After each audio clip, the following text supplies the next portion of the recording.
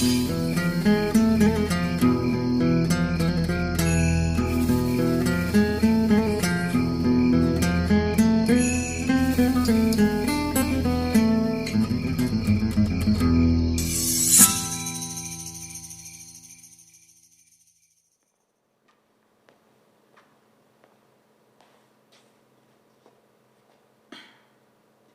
primero que vamos a aprender son las plantas.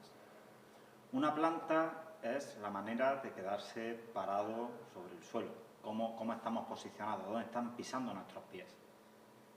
Para empezar vamos a distinguir entre esta planta, con los dos pies en paralelo, que sería una planta de cuadrado o una planta con dominante.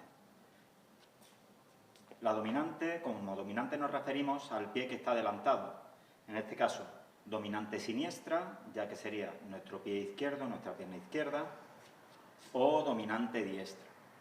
Así que tenemos cuadrado, dominante siniestra y dominante diestra. Luego la planta también la podemos definir por la anchura o estrechez de la misma. Vamos a empezar por la más estrecha. En este caso tenemos una planta estrecha, donde los dos pies están muy cerca uno del otro, generando muchas posibilidades de movimiento, pero poca estabilidad. Bien, la planta estrecha también la podemos hacer de cuadrado o con una leve dominante, dominante siniestra y dominante diestra. La segunda planta sería la planta media, que sería la planta más usual en la que nos vamos a plantar.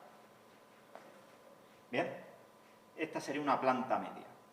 La planta media no tiene un punto exacto, varía dependiendo de muchas cosas. Pero en este caso, esta sería pues, una planta media habitual, cómoda. Podemos abrirla un poco más, esta ya estaría al límite de la planta media, podemos estrecharla un poco más. O sea, entre esta franja, más o menos, vamos a decir que esto es una planta media. Y después la planta ancha sería aquella más extrema, en la que abrimos nuestra posición hasta el máximo de amplitud en el que podamos maniobrar. O sea, yo puedo abrir aún más la planta, sin embargo no sería operativo. O sea, yo puedo llegar hasta aquí, pero aquí me cuesta recuperar. Aquí tendría que hacer un esfuerzo, por lo tanto, esa planta ancha no debería ser normal.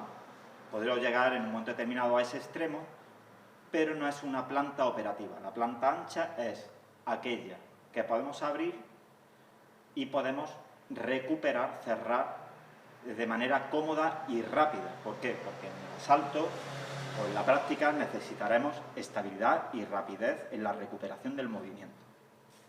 Así que recapitulando tenemos planta estrecha, planta media, planta ancha, media y estrecha, media y ancha. Cosas que tenemos que tener en cuenta en la planta, la rodilla. Tenemos que cuidar mucho la rodilla, porque si la metemos hacia adentro, voy a hacer aquí un poco de... voy a agarrar para que se vea bien la rodilla. Esta no sería una buena planta. Yo tengo que tener, como norma general, la planta orientando la rodilla hacia el frente, ni dentro ni fuera. Y digo como norma general porque después plantearemos alguna excepción. Bien, ¿veis? Va. Ahora vamos, bueno, esto también se puede hacer en cuadrado. Aquí tendríamos una planta estrecha, una planta media y aquí una planta ancha. Y luego pues hay variables entre una y otra. Pero, resumiendo, estas serían las posiciones con las que trabajaríamos. Después de las plantas vamos a ir con los perfiles. Bien, porque una vez ya me he plantado, pues me voy a perfilar de una manera o de otra. Como os comentado antes, los pies en paralelo indican que estoy en una posición de cuadrado, pero ahora como indicador mi pecho al frente indica que estoy en una posición frontal, ¿vale? Si yo mantengo el pecho al frente y adelanto, o sea, tengo aquí la dominante izquierda, pues nos vamos a centrar en mi pecho. Posición frontal es cuando el pecho está enfrentado en, pues vamos, en perpendicular al adversario. Bien, una manera de ver que estoy en una posición frontal es cuando tengo ambos brazos extendidos y ninguno sobresale del otro. Por ejemplo, yo estoy aquí, ahora estaría sobresaliendo uno, por lo tanto, eso estaría indicando que no estoy cerca de la posición frontal. Bueno, pero todo esto no es una ciencia exacta, utilizamos estas denominaciones para tener una percepción cercana a la realidad. No vamos a medirnos con una escuadra ni con un metro para saber que andamos en una posición perfecta, pero sí aproximada. Bueno, pues lo mismo que tenemos aquí, una posición frontal con dominante siniestra y aquí una posición frontal con dominante diestra. Y para más señas, pues estamos en una planta media. Vamos con la siguiente. Ya estaríamos con la siguiente, no, con las siguientes, los medios perfiles, porque tenemos dos. Tenemos el medio perfil más natural. En este caso, pues sí tiene que ser, bueno, lo más normal es que sea con una planta, con una dominante, en este caso dominante siniestra, y el medio perfil natural es cuando de manera natural, como su nombre indica, tenemos nuestros hombros alineados con las piernas. Si tengo la pierna izquierda delante, mi hombro izquierdo es el que está adelantado. Bien, aquí, medio perfil natural siniestro y medio perfil natural diestro. Bien, cuando estoy también con una planta media, no lo he comentado antes, pero bueno, lo digo ahora, una parte importante es no alinear los pies, ¿veis? Aquí los pies tienen un espacio entre ellos para poder avanzar o poder retroceder, ¿vale? De manera libre, sin tropezar el uno con el otro. Si yo, a lo mejor tengo un medio perfil natural, pero coloco los pies de esta manera, a lo mejor a la hora de avanzar tropiezo con mis propios pies. Parece algo que no pasa, pero bueno, mi experiencia dice que ante una mala postura pasa más de lo que debería. Así que tenemos que cuidar bastante eso.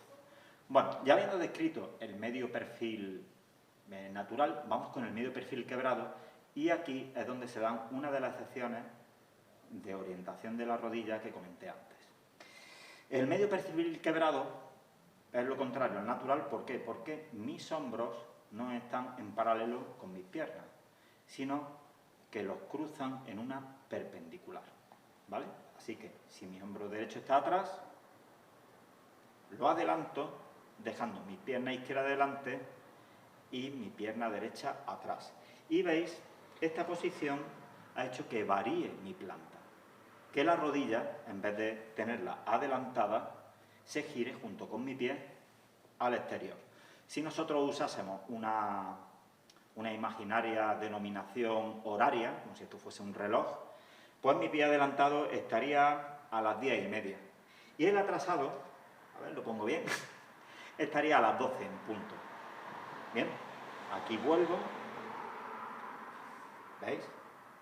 Quebrado, natural. Quebrado, natural. Y, por ejemplo, la posición quebrada, siguiendo la lógica de pasos que comenté antes, pues dando un paso hacia atrás, me colocaría en el medio perfil natural de la otra guardia. O sea, ahora estaría en un medio perfil natural diestro. Y ahora cambio, que doy un paso hacia adelante y veis, este cambio de rotación me va permitiendo pasar de manera natural de un lado a otro. Bueno, pues vamos con el perfil completo. Y el perfil completo lo voy a sumar a esta pequeña compilación de perfiles, de posiciones, no porque se use, nos vaya a hacer falta en el manejo de la espada larga, puesto que no tiene sentido. Con la espada larga no tiene pues ningún sentido el usar este tipo de perfil.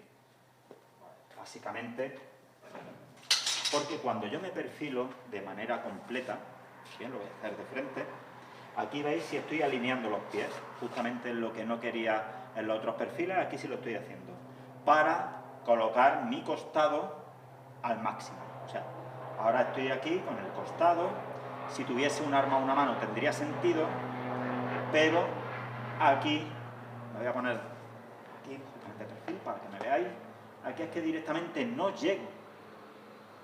Para poder alcanzar el arma necesito un medio perfil, ¿vale? Aquí ya con medio perfil sí puedo asistir con la mano izquierda.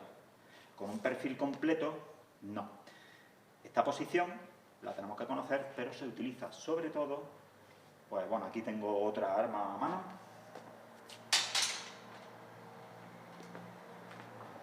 Una espada ropera, en la que el perfil completo sí tiene todo su sentido. Bien, y con esto ya he explicado los diferentes encaramientos, las diferentes posiciones en las que tenemos que colocar nuestro torso frente al adversario. Recuerdo, frontal, cuando los dos brazos están en paralelo, medio perfil, cuando nuestros hombros están alineados con nuestras piernas, medio perfil natural, medio perfil quebrado, bien,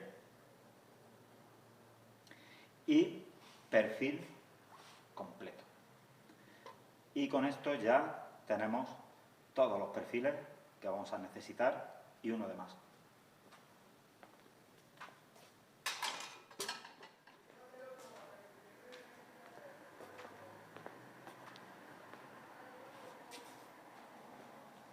Teniendo claras las plantas y teniendo claros los encaramientos, ya para terminar, por lo menos con lo más básico de las posiciones corporales, vamos con los equilibrios. La planta indica la separación que tenemos entre nuestros pies. El encaramiento indica cómo tenemos colocado el torso. Pero luego están los equilibrios que indican la proporción de los pesos en nuestra planta y en nuestro encaramiento. O sea, en nuestra posición en general. Vamos a partir de un medio perfil con dominante siniestra y planta media. Bien, yo ahora mismo tengo un equilibrio centrado, puesto que de manera aproximada estoy repartiendo mi peso entre las dos piernas, la dominante y la asistente, la adelantada y la atrasada. Bien, que el tema de dominante y asistente ahora veremos que puede cambiar con el paso de los equilibrios. Si yo echo mi peso hacia adelante, pues estoy teniendo un equilibrio adelantado. Aquí tengo un equilibrio centrado y aquí tengo un equilibrio atrasado. Adelantado, centrado, atrasado. También el cambio de equilibrios puede hacer que se produzcan cambios en nuestra planta para reequilibrar esas posiciones. También viene determinado por cómo orientamos el torso. O sea, yo puedo hacer aquí un equilibrio adelantado y hacerlo aún más extremo si quiebro mi movimiento a un medio perfil en vez de natural quebrado. ¿Vale? ¿Veis? Aquí sigue el peso adelantado y aquí lo que pasa es que lo desplazo aún más al querer realizar una proyección más profunda. Y esto ya también determina la orientación de mis piernas. Eso ya lo expliqué antes con el tema de los medios perfiles, pero mirad, he hecho peso, ahora mi rodilla está hacia adelante y aquí continúo. Dentro. Hacia atrás puedo mantener aquí el medio perfil, pero realizando aparte un giro, ¿vale?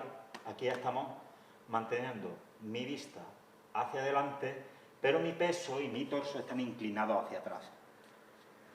Es una posición un tanto extrema, que muchos diréis, bueno, ¿por qué, en qué circunstancias me podría yo poner así?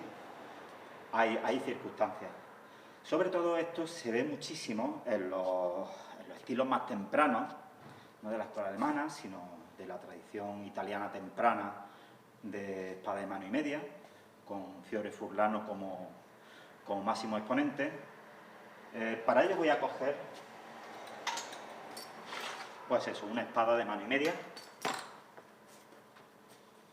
que no es una espada larga.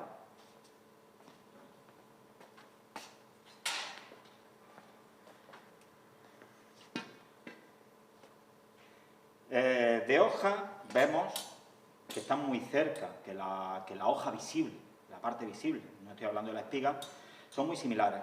Sin embargo, el puño es bastante más corto. Al ser el puño más corto, nos está exigiendo, o sea, al tener menos palanca, nos exige de extremos posicionales más exacerbados. O sea, yo estoy aquí, mi palanca para golpear no es tan cómoda, aparte este pomo discoidal no ayuda a nada. Pues entonces, si yo quiero dar potencia, ¿veis? Aquí me coloco en esta posición y estoy ayudándome de todo el cuerpo. Aquí ya ese reparto de equilibrio tan extremo sí tendría sentido. Cuando yo tengo un arma de mayor palanca, con un buen equilibrio, no me hace falta llegar a esas posiciones de manera normal. De manera puntual, en el combate se dan muchas situaciones y a veces sí. En los estilos más tempranos, donde el arma tenía otras características, sí se dan más ese tipo de posiciones. Y bueno, vamos a repasar los equilibrios. Y aquí tenemos, pues eso, un equilibrio centrado, un equilibrio adelantado y un equilibrio atrasado. Centrado, adelantado y atrasado. Y lo podemos llevar un poco más al extremo, pero eso no cambia el nombre de los equilibrios. Aquí adelantado, quebrando el cuerpo, y aquí atrasado, pues rotando las rodillas y generando pues una posición como bastante más de costado. Y con esto tenemos ya las bases de las disposiciones corporales que nos servirán para explicar muchos conceptos en las siguientes lecciones.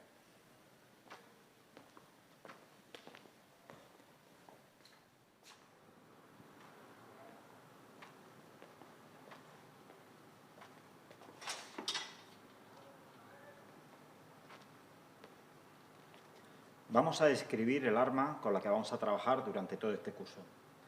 Esto es una espada larga, es un arma que se empuña a dos manos. Pesa aproximadamente 1,8 kg, mide entre 1,26 m y 1,28 m, no medían todas lo mismo ni pesaban todas lo mismo, pero digamos que esta sería un arma media, ¿no?, dentro de las que podemos ver en la práctica. La parte principal es la hoja de la espada, que empieza en la punta, en este caso abotonada porque es un arma de práctica, acabando en la parte que algunos conocen como gota de cera, que es el extremo que se remacha y da consistencia a toda la guarnición. Evidentemente, hay una parte de la hoja que queda oculta, que es la que atraviesa el arriaz, el puño y el pomo, estrechándose, porque evidentemente no es la misma anchura la que tiene la parte visible de la hoja que la parte de la empuñadura. Esa parte que se estrecha, es más gruesa y que da cuerpo a la empuñadura del arma, se llama espiga. Como ya he comentado en la descripción de la propia espiga, esto sería una parte que se llama la parte defensiva principal del arma, que sería la cruz, gavilanes, arriaces, guarda. Tiene diferentes denominaciones, pero viene a referirse a una barra que cruza de manera perpendicular la hoja y que protege las manos y, bueno, aparte de proteger, también sirve para otras acciones como el control de la hoja del adversario. El puño, pues es la parte generalmente base de madera cubierta de cuero, cuerda, torzal, depende, en la práctica moderna. Pues esto sería el puño, y la parte final metálica, que en este caso tiene forma octogonal, sería el pomo. El pomo puede tener diversas morfologías. Puede ser esférico, puede ser discoidal, en las espadas más antiguas, de mano y media, que no llegaban a ser espadas largas, pero eran muy parecidas, cola de pez. Pero bueno, a fin de cuentas es un elemento metálico que sirve para poder agarrar con comodidad la mano por parte de la mano asistente y para dar un contrapeso que permite, pues eso, tener un equilibrio. En este caso, esta lo tiene por, vamos a ver, aquí tiene que tener el punto de equilibrio. Esta lo tiene aproximadamente a 4 dedos de la guarda, gracias al peso que se acumula en la parte de la empuñadura y que lo proporciona el propio arriaz, el puño, el grosor de la espiga, combinado también en el extremo con el pomo, con la masa del pomo. La parte visible de la hoja, pues a su vez está dividida en los filos, ¿vale? Este es un arma que tiene 2 filos. Según la escuela alemana, el filo que está frente al adversario y más alejado de mí sería el filo largo y el más cercano a mí sería el filo corto. Por supuesto, esto cambia en el momento que yo giro la hoja, ¿no? Esto es una denominación que damos para la práctica, pero no es una parte específica de la hoja en sí misma, puesto que es variable según cómo la empuñemos. Como ya he comentado antes, la punta está abotonada. Si esto fuese un arma blanca, pues no estaría abotonada y de hecho sería un elemento muy lesivo, puesto que suele estar muy afilada y aguzada también. Para eso es para pinchar. Esta parte, esta acanaladura, que no lo tienen todas las hojas de la espada, unas sí, otras no, pero bueno, en este caso esta sí lo tiene, se llama baceo.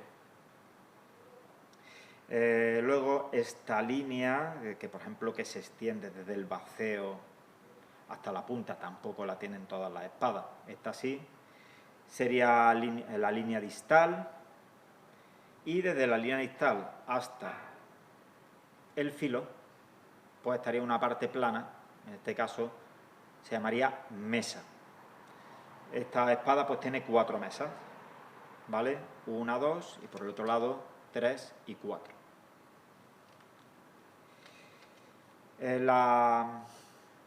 Este tipo de espada, pues hemos hecho referencia a un arma blanca, pues esto sería un arma negra, es un arma que se utiliza para practicar. La diferencia entre un arma negra y un arma blanca es que el arma blanca pincha y corta y el arma negra no. A pesar de eso tiene una gran capacidad lesiva, por eso en la práctica tenemos que tratarla como si de un arma real se tratase y no de una réplica para la práctica.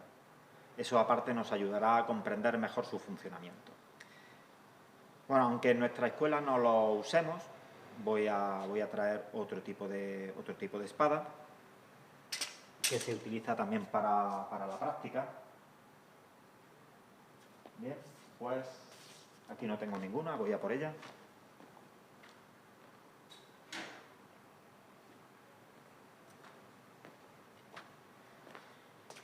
Pues en este caso tenemos lo que sería una espada pluma, es una traducción de Federsvert.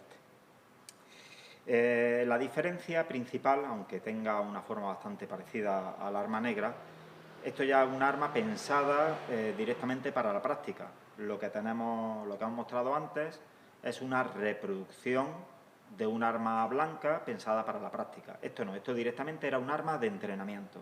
En ningún momento fue concebida como arma real. Y bueno, y en su diseño, pues vemos que tiene una parte que no tiene el arma negra, que sería el escudillo, que es un ensanchamiento de la hoja aparte aquí con unas protuberancias que sirven, que hace un poco como de falsa guarda para prevenir deslizamientos y hacer que cuando llegue a la riaz, si llega, en el caso de que llegue, pues el golpe sea mucho más débil. Pues bueno, esto básicamente es un elemento de seguridad que se le añade y vemos que la hoja es más estrecha. Y es más estrecha por el motivo de que hay un ensanchamiento en el filo. O sea, este filo está muy lejos de poder cortar. Si uno añade grueso a un filo en una morfología de hoja normal, se incorpora también bastante peso. Entonces, para mantener un equilibrio entre seguridad y peso, o sea, que no se añadiese más peso del que la práctica lo recomendase, pues estrechaban la hoja. Estrechaban la hoja y todo lo que se ganaba en volumen en el filo se perdía en anchura de hoja, por lo tanto se podía mantener también un equilibrio aproximado en el arma, que se parecería al de un arma real. Aunque, como ya he comentado antes, no había ningún objetivo real de emular una espada afilada. Esto ya era un elemento de práctica y deportivo. Y con esto, de manera muy superficial, creo que hemos explicado las partes de las espadas con las que vamos a practicar.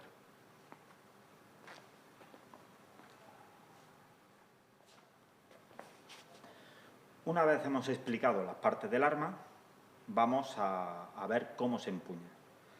Todo depende si somos diestros o si somos zurdos. Entonces, si somos diestros, nuestra mano dominante es la mano derecha, por lo tanto es la que estaría cerca de la riaz. Si somos zurdos, la izquierda. Bueno, pero vamos, yo soy diestro, así que lo voy a explicar todo desde mi mano derecha, que es mi mano dominante. En un principio tendríamos 3 agarres básicos.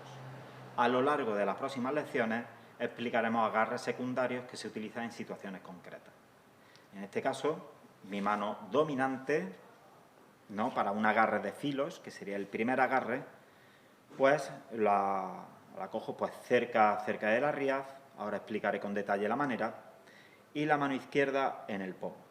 No cometemos el error que podemos ver en muchas películas de aferrar el arma con las manos muy juntas, puesto que esto no permite trabajar con la maravillosa palanca que nos produce el puño de una espada larga, que permite, pues eso, separar las manos y poder generar, gracias a la mano asistente, pues las diferentes rotaciones que la mano dominante dirigirá.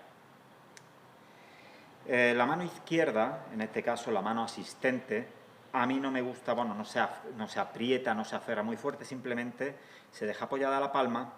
A mí personalmente me gusta agarrarla con 3 dedos, ¿vale?, dejando los 2 últimos dedos fuera. Esto permite que pueda, pues, girarla en las diferentes digitaciones que precisaré a lo largo de mi práctica. Bueno, aquí ya viendo con detalle la versión más básica de este agarre de filos, voy a acercar aquí la mano, pues se puede ver en que estoy formando con el pulgar, entre el pulgar y el índice, una pequeña V, vamos a llamarlo, dejando visto parte de la empuñadura. Y aquí, entre el dedo índice y el pulgar, pues sus yemas se pueden tocar. Vale, ¿por qué la cojo así? La cojo así primero por no empuñarla de esta manera. Este agarre, que en varios sitios llaman agarre de martillo, no lo recomiendo en absoluto, puesto que realmente no produce ninguna mejora sustancial a la hora de golpear con la hoja ni a la hora de manipular la hoja. Y sin embargo aquí vemos que el pulgar queda, sobrepasa el arriaz exponiéndolo ante un corte de una hoja. Pues yo tendría el pulgar absolutamente expuesto.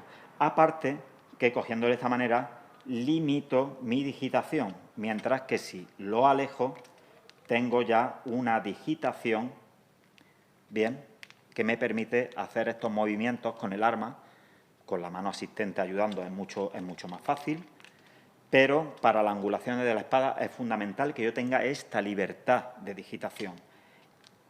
Aquí simplemente estoy limitado a lo que da mi muñeca. Por lo tanto, este agarre de martillo llamado por algunos, lo vamos a eliminar de los agarres básicos. Bien, este sería el agarre de filos, ¿vale? Hay otra versión del agarre de filos, porque este agarre de filos tiene sentido de cierta manera empuñar. Cuando yo hago una proyección, ¿veis? Aquí está dirigiendo este agarre contra mi palma, todo muy cómodo. Aquí también, desde Bondtag también estoy bastante cómodo con este agarre, pero en el momento que con el agarre de filos yo quiero posicionar la espada, por ejemplo, en un Bondtag en mi izquierda, si lo mantengo, aquí ya me está fastidiando porque hay un bloqueo. Así que cuando yo lo dirijo, en este caso, a mi izquierda, tengo que desplazar el pulgar para que quede aquí en esta zona, lo cual va a permitir que yo tenga cierta libertad. Si lo coloco aquí, ya va a estar pues fastidiando la muñeca. Y además me ayudará a dirigir la hoja en los ataques de revés, tanto fendientes como montantes, en los overhouse y en los unterhouse.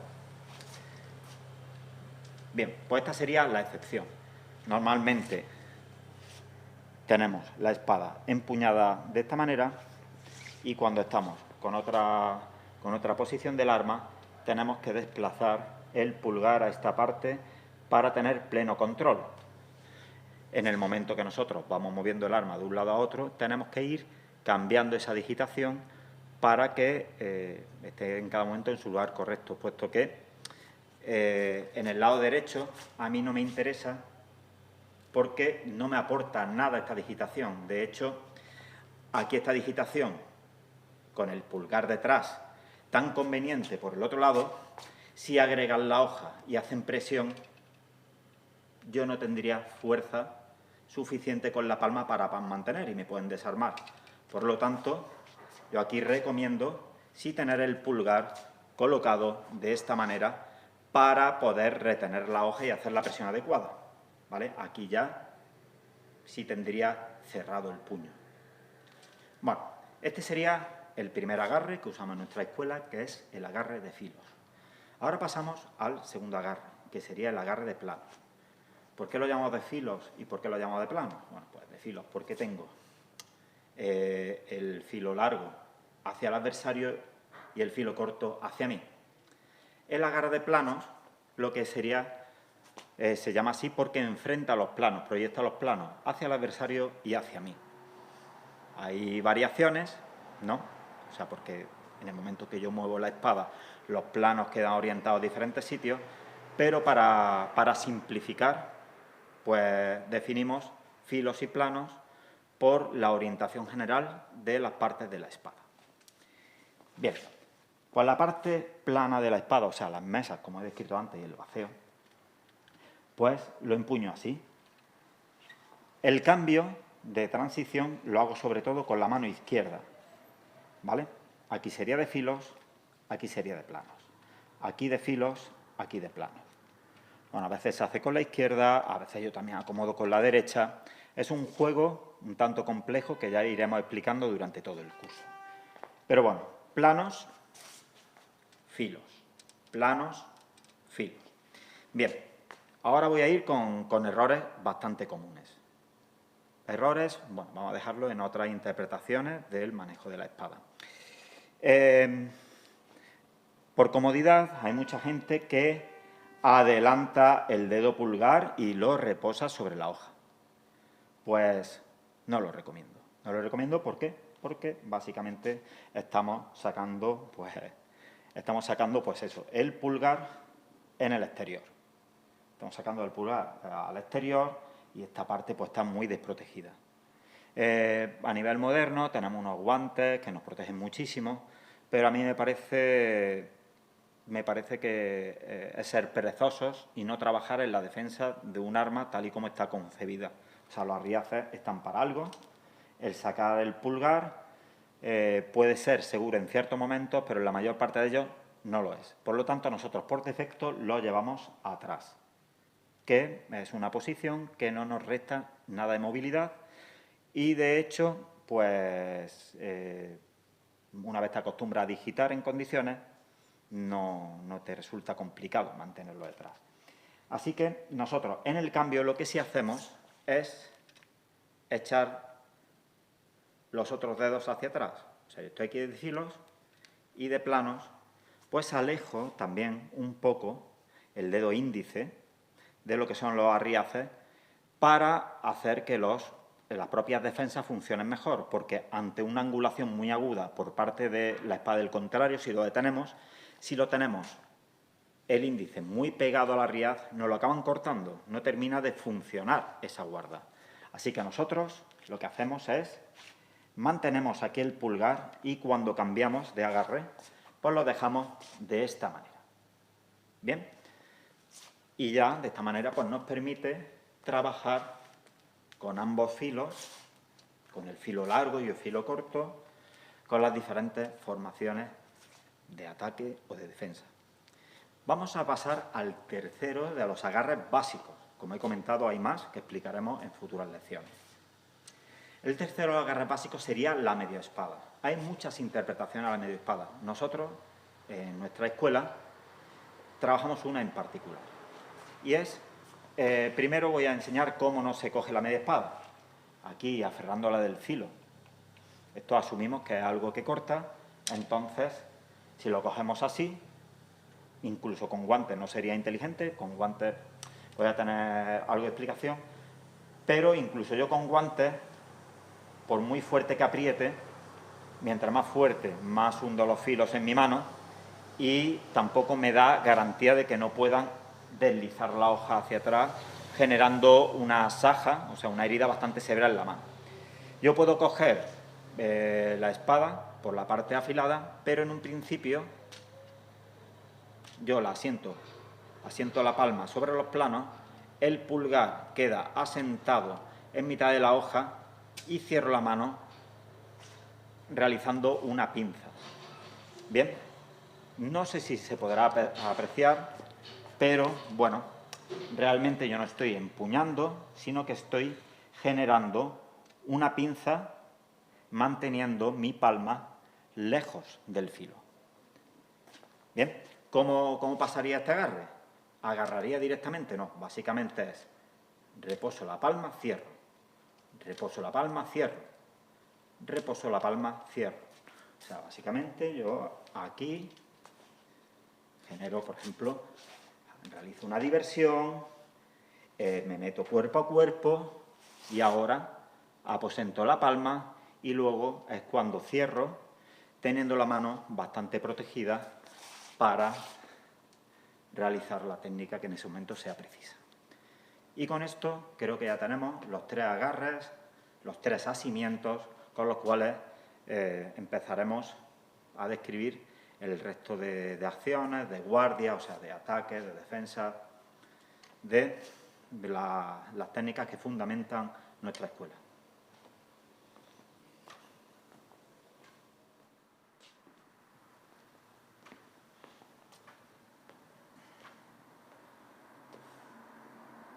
Antes de hablar de los desplazamientos, tenemos que referirnos a las direcciones, hacia dónde queremos ir, independientemente de si nos desplazamos con un paso, con un compás, o simplemente estamos abriendo planta a un sitio u otro. Para las direcciones hemos tomado pues, la decisión de tomarlas apretadas de la verdadera destreza, ya que vienen muy bien definidas y en otros estilos más tempranos, como el Kundefesten, no tenemos apenas información. Por lo tanto, empezamos con la definición en castellano de los desplazamientos de verdadera destreza. Cuando vamos hacia adelante, decimos que nos estamos desplazando en recto. Cuando vamos hacia atrás, decimos que nos desplazamos en extraño. Recto, extraño. Recto, extraño. Cuando nos vamos hacia nuestro lateral, hacia el costado, decimos que hacemos una trepidación o que trepidamos. Trepidamos hacia la derecha, trepidamos hacia la izquierda. Trepidamos hacia la izquierda, trepidamos hacia la derecha. Ahora nos quedan las transversales, por lo menos en esta secuencia. Cuando vamos hacia adelante, nos decimos que vamos en transversal, obviamos que vamos en recto, puesto que avanzamos, ¿no? Directamente nos referimos a transversal diestra, bueno, siniestra en este caso, mi izquierda, o transversal diestra. Transversal siniestra, transversal diestra. Transversal siniestra, transversal diestra. Cuando vamos hacia atrás en transversal, como es menos común, pues sí tenemos que especificar que vamos hacia atrás. Por lo tanto, empezamos a definir el movimiento con extrañamos. O sea, en un principio decimos que vamos hacia atrás, pero decimos extrañamos en transversal diestra, recuperamos movimiento, o extrañamos en transversal siniestra. Vale. Hemos cubierto ya 8 direcciones. Cuando vamos de frente, recta; cuando vamos atrás, extraño; cuando vamos a los laterales, trepidación diestra, trepidación siniestra; cuando avanzamos en transversal, decimos directamente transversal diestra o transversal siniestra; cuando retrocedemos, decimos que extrañamos en transversal diestra o transversal siniestra. Tendríamos otro desplazamiento más, pero en este caso ya no es rectilíneo, sino que, como su nombre indica, es curvo. Me voy a servir de este círculo para definir ese desplazamiento. Es bastante parecido a los avances de transversal, pero no cerramos distancia de la misma manera, puesto que seguimos, por ejemplo aquí, estoy haciendo un curvo siniestro, ¿veis? Estoy siguiendo esta línea a la diestra. Curvo siniestro, si hacemos la curva manteniendo un hipotético objetivo que no se mueve, hacemos la curva a la izquierda o hacemos la curva a la derecha, con un pie, con otro. Los desplazamientos los describiremos a continuación. Y con esto ya tenemos las direcciones que nos harán falta para describir los desplazamientos que se darán durante este curso.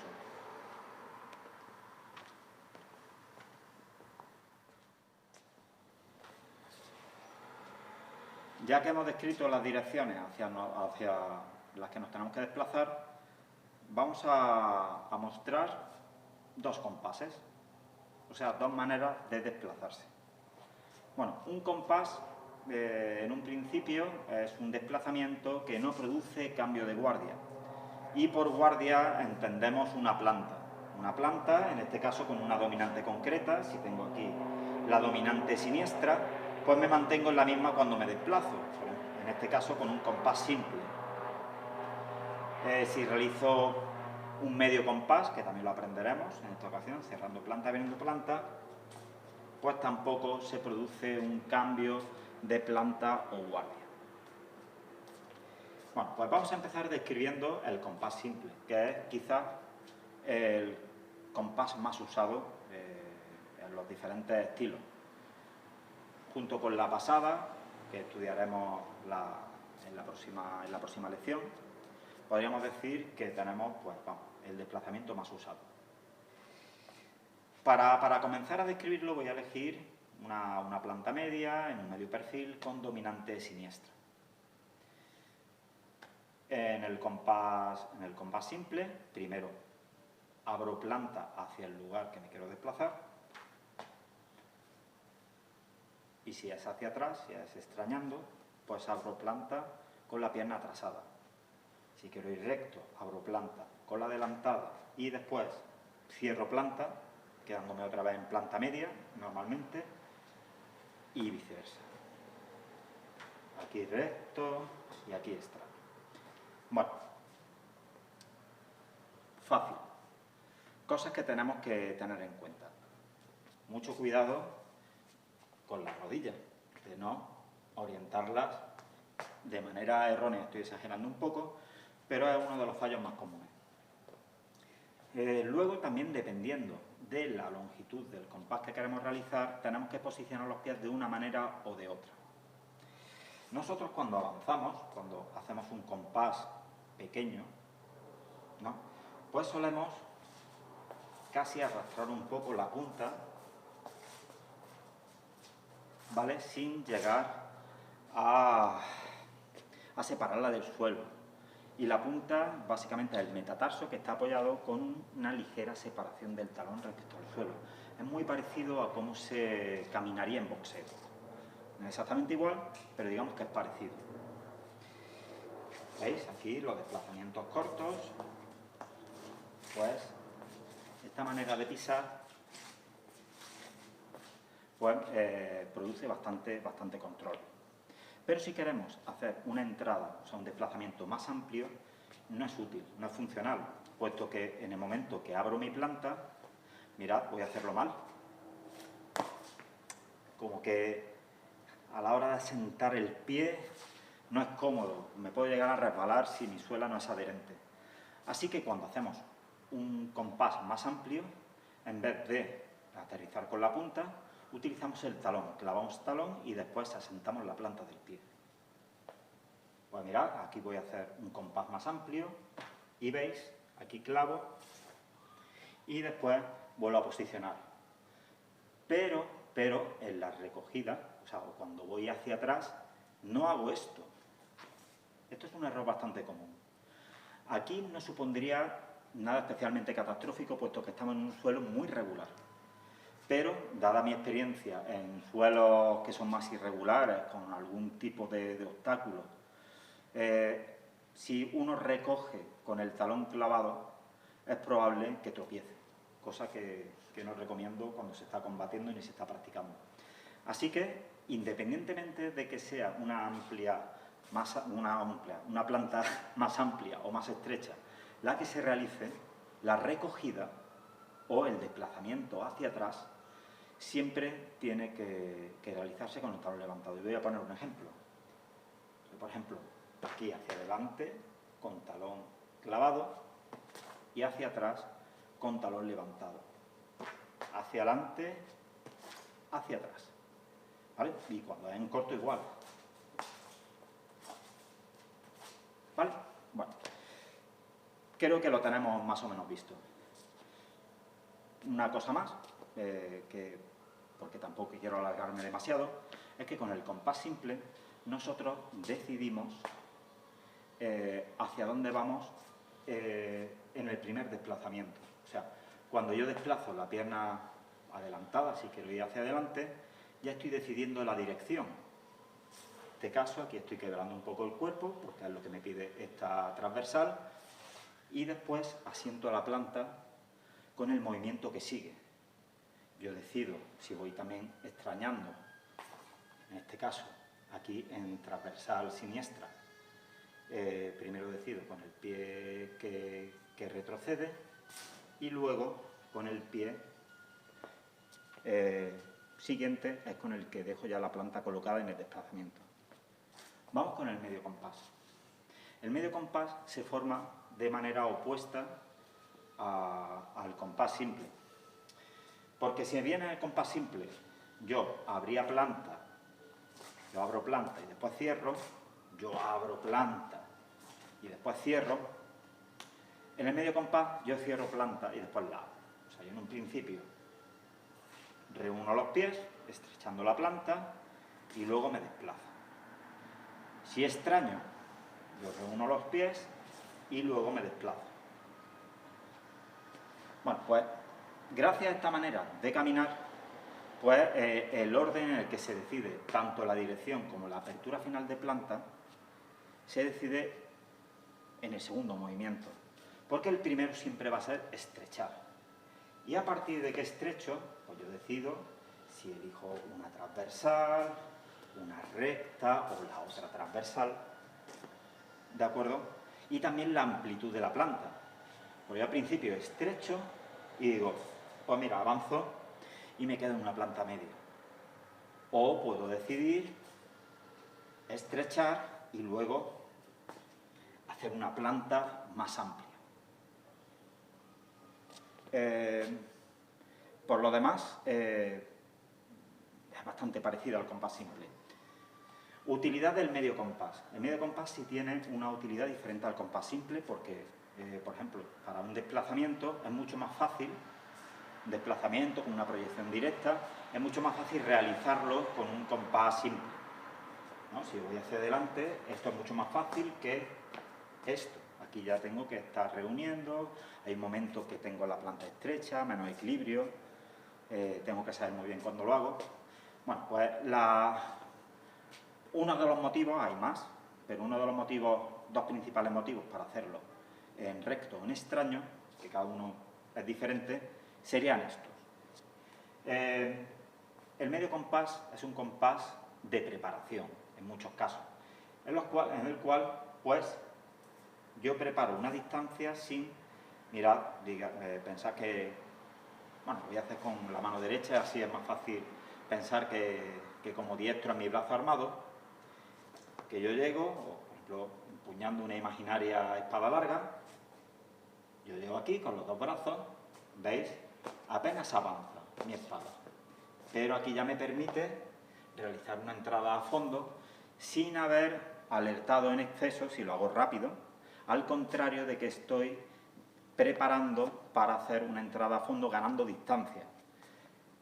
Porque, mirad, si yo aquí directamente hago la entrada a fondo, llego hasta aquí, mirad dónde está el pie, pero si yo reúno y entro, mirad, pues gano esa distancia sin haber avanzado previamente. O sea, básicamente el medio compás en avance, uno de los principales motivos para hacerlo es la preparación de distancia sin alertar al contrario.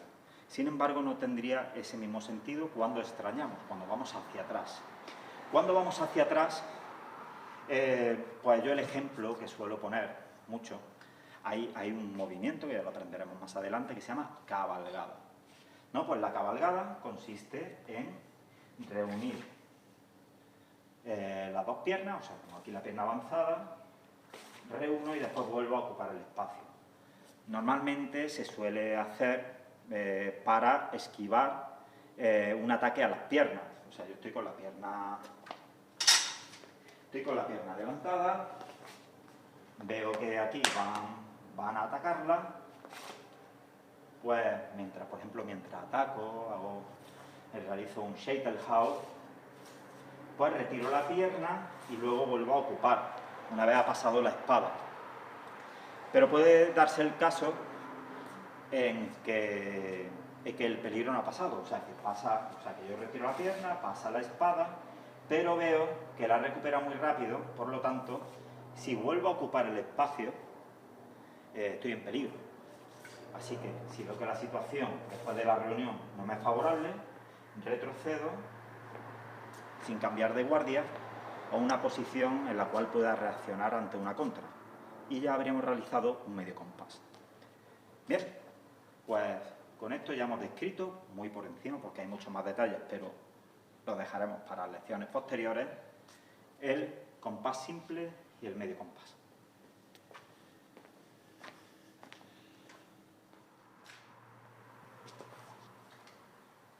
A continuación trabajaremos las 4 guardias básicas de la tradición de Lichtenauer.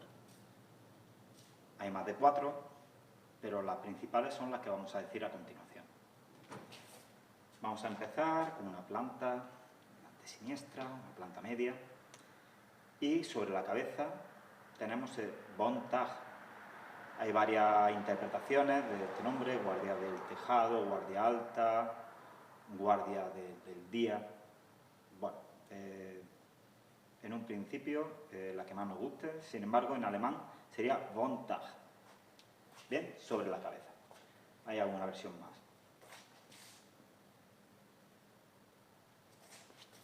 Vamos cambiando. Muy bien. Esta guardia también la podemos realizar con alguna de sus variantes. En este caso, la más común sería con la pierna izquierda adelantada. la espada a la altura de nuestra cara, aproximadamente, no avanzando mucho el brazo izquierdo, puesto que aquí estamos exponiendo la mano, recogida con agarre de filos. Esta sería una opción.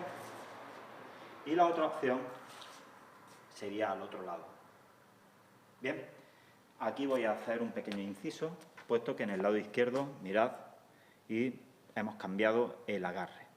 Hemos cambiado el agarre, puesto que queremos estar más cómodos a la hora de realizar cualquier ataque o acción, ofensiva o defensiva.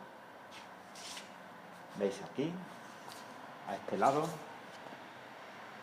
si se ve que cogemos el agarre filos, pues el básico, y aquí pues tomamos el agarre de filos, pero con el pulgar aquí bajo el arriba.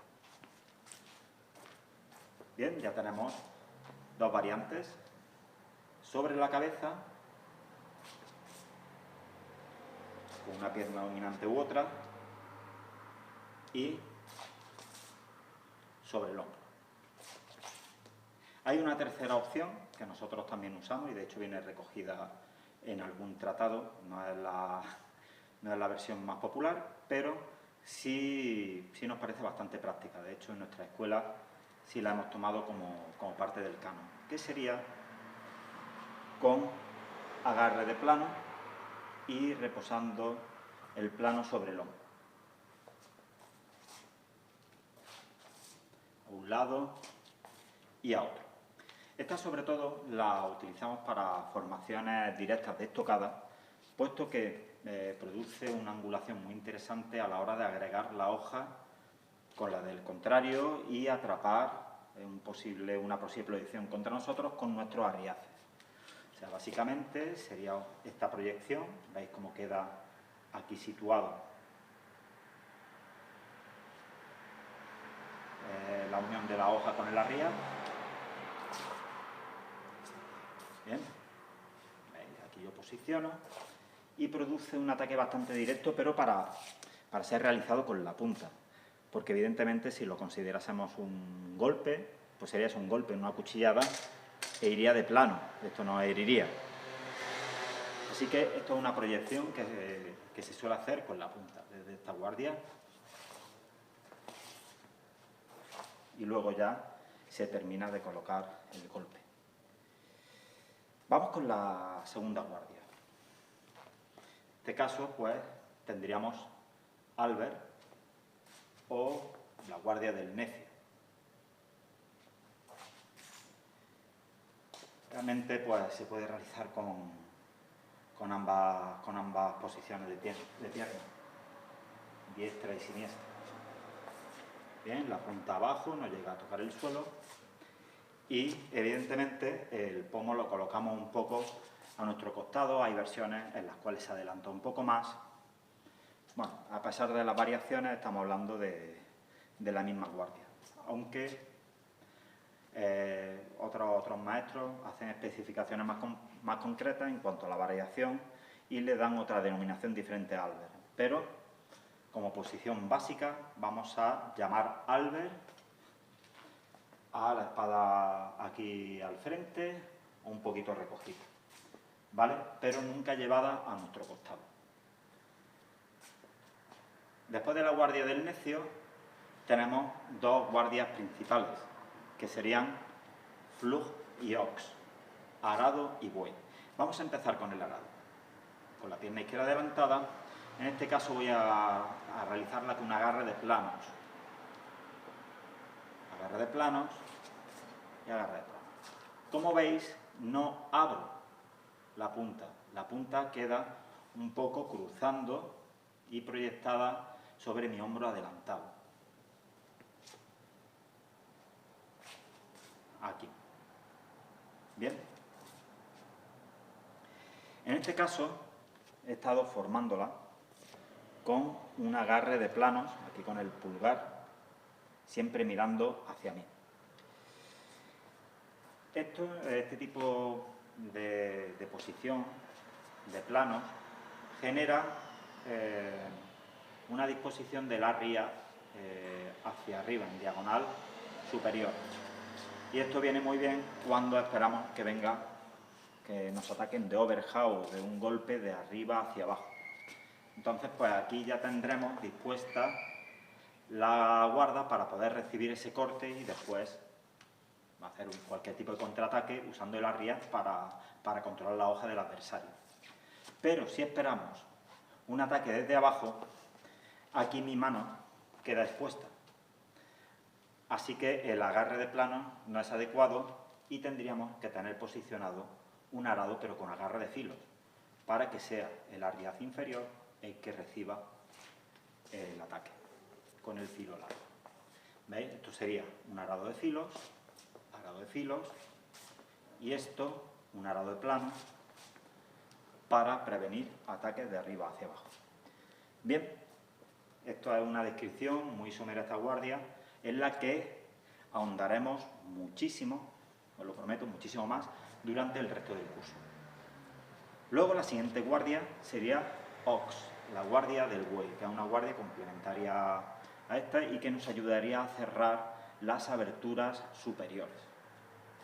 Bien, empezando con un arado aquí desde nuestra derecha, subimos. Bien, ¿veis? Aquí. Y subimos.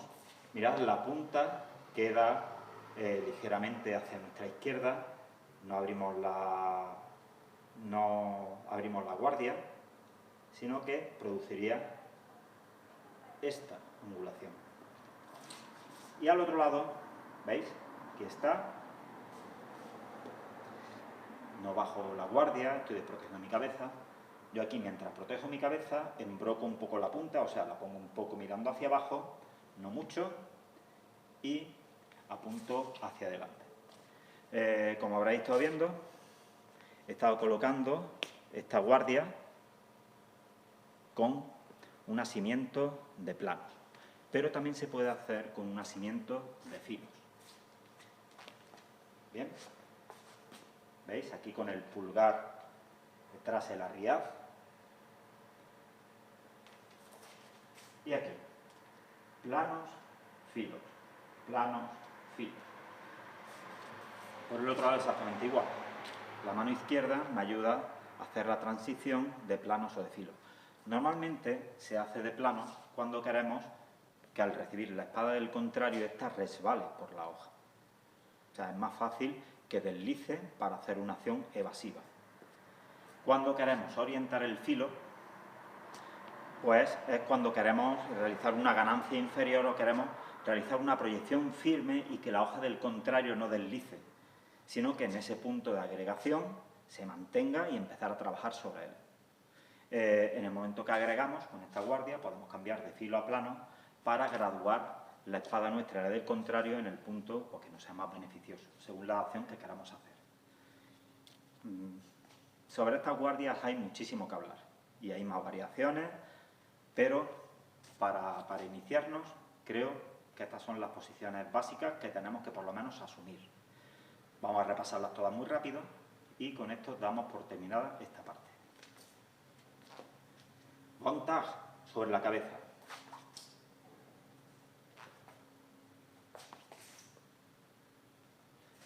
Montag sobre el hombro con agarre de filos.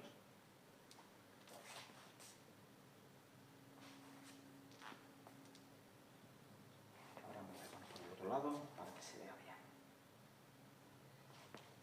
Albert.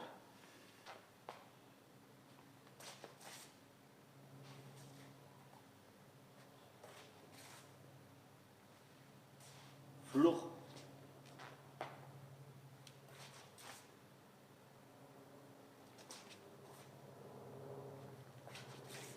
Lo he hecho de planos, lo he hecho de filos para que veáis la diferencia.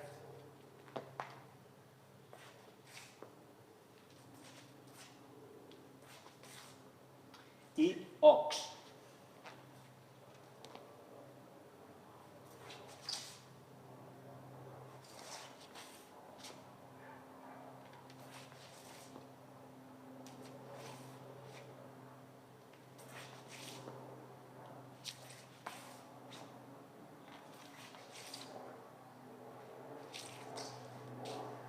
Y con esto tenemos la primera aproximación a la guardia básica de la tradición del Eizenable. Para terminar, vamos con las primeras formaciones de ataque. Vamos a hablar de Overhaul, que sería una formación de ataque, una cuchillada, o sea, un ataque con la cuchilla del arma, con el filo, de arriba hacia abajo, tanto en tajo, que es de derecha a izquierda, como en revés, que es de izquierda a derecha. Y Unterhaul, que sería lo contrario, hacer un movimiento montante, una formación montante, de abajo hacia arriba, tanto en tajo como en revés. En este caso lo vamos a hacer siempre de filo, con, por supuesto, el agarre de filo. Más adelante ya realizaremos muchos más tipos de formación, de ataque, pero para comenzar vamos a establecer unas bases. La primera base es, pues, contra todo lo que nos han enseñado las películas, es que no se golpea aquí bajando los brazos, que es lo que nos pide el cuerpo. Si tuviésemos un garrote, bueno, quizás, pero tampoco. Lo que yo realizo es, con la mano dominante, un movimiento de empuje. O sea, como si diese un puñetazo. Y la mano asistente es la que genera el punto donde se bascula y se ejerce toda la palanca necesaria para proyectar la acción de ataque. Voy a mostrar lo que quiero decir. Lo primero sería la acción errónea. Esto es incorrecto y lo que espero es esto, colocando la punta en vía.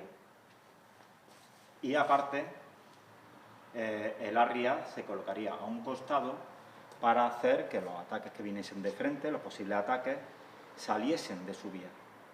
Porque si yo ataco directamente de frente, sí, tengo bastante alcance, pero esta es una posición débil y además estoy bastante expuesto, dejo mis brazos bastante descubiertos. Siempre tenemos que mirar que la proyección tiene que generar una amenaza, pero también una defensa. Así que voy a empezar con Overhaul, ¿vale? Desde Montag, tanto desde la derecha como de la izquierda.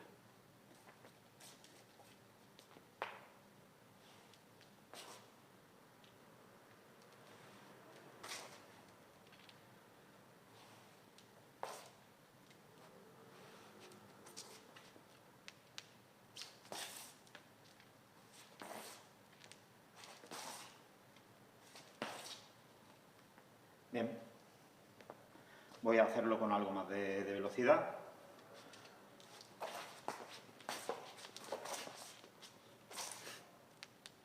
Aquí menos velocidad, está muy cerca de la cámara y no me interesa.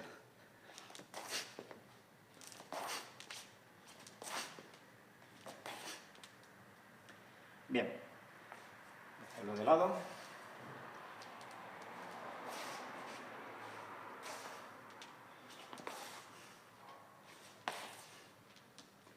Bueno, pues tajo y revés. Tajo, derecha-izquierda, revés, izquierda-derecha. Overhaul. Formación fendiente, de arriba a abajo. Unterhaul. Bueno, vamos a partir también desde el Montag y vamos a orientar el filo largo, como le llaman los alemanes. Empezamos no haciendo esto. Esto no vale para absolutamente nada, salvo para quedar descubiertos y que no nos salga bien la acción y que nos hieran a placer. Antes de la formación, yo lo que tengo es que disponer la espada que sale de mi frente. ¿Vale? Le dejo caer la punta y luego, mirad, mi mano derecha se extiende. Voy a hacerlo muy lento, voy a dar espacio. Corto, cambio de guardia, preparo, aquí ya tengo dispuesto el pulgar, corto, corto, corto. ¿Veis? Aquí ya tengo dispuesto y al final, cuando subo, ya tengo protegidas las aberturas superiores.